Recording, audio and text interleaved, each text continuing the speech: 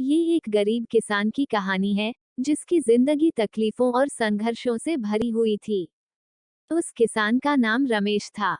रमेश एक छोटे से गांव में रहता था और खेती करके अपने परिवार का पालन पोषण किया करता था। उसके पास जमीन बहुत कम थी और किसी बड़े और आधुनिक किसान की तरह उसके पास सुविधाएं भी नहीं थीं। उसके पास ना तो ट्रैक्टर था, ना ही नए जमाने के खेती करने के उपकरण। सुविधाओं के अभाव के बावजूद भी उसने कभी हार नहीं मानी और मेहनत के साथ अपने खेतों में काम करता रहा। उसे अक्सर प्राकृतिक आपदाओं, आवारा और जंगली जानवरों से निपटना पड़ता था। हालात कैसे भी हों, चाहे वह सूखा हो, बारिश कम हो ज्यादा हो, ओले पड़े या फिर कोई बीमारी फसलों को नुकसान पहुंचाए, रमेश हमेशा हर मुश्किल का सामना डटकर करता था। एक दिन, जब उसकी फसल पककर तैयार होने वाली थी, तो अचानक बाढ़ आई और बाढ़ ने पूरी फसल को बर्बाद कर दिया। जिस फसल को उसने बड़ी देखभाल के साथ पाला था और आशा थी कि इससे आमदनी होगी, वो अब नष्ट हो गई थी। अपनी पूरी फसल बर्बाद होते देख रमेश का दिल टूट गया, क्योंकि वो फसल ही उसके और उसके परिवार के लिए आमदनी का जरिया थी। रमेश पहले तो बहुत निराश हुआ, लेकिन उसने हौसला नहीं खोया और हिम्मत नहीं हारी।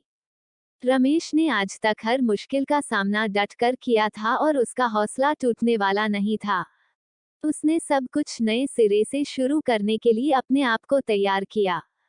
रमेश ने सफल किसानों से प्रेरणा ली और अपनी खेती को और अच्छे से करने के तरीकों के बारे में सोचने लगा।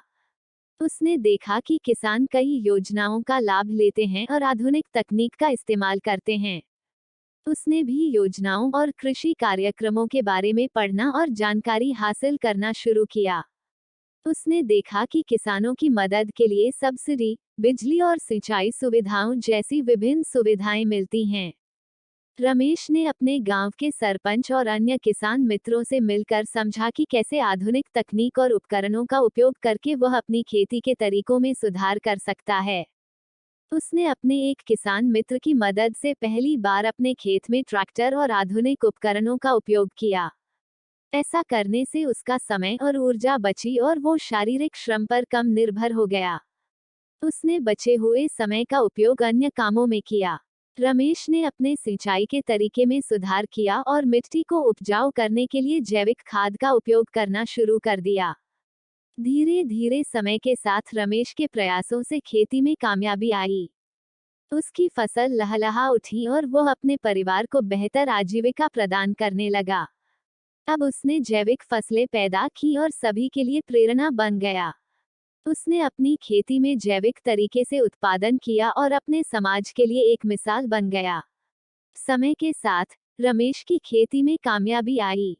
उसकी फसलें बढ़िया होने लगी और वह अब अपने परिवार का अच्छे से पालन पोषण कर सकता था। ये कहानी हमें बताती है कि हर किसान के जीवन में कितना समर्पण, संघर्ष और अटूट संकल्प छिपा होता है। एक गरीब और वंचित किसान भी कड़ी मेहनत और नई तकनीकों को अपनाकर अपना जीवन बदल सकता है।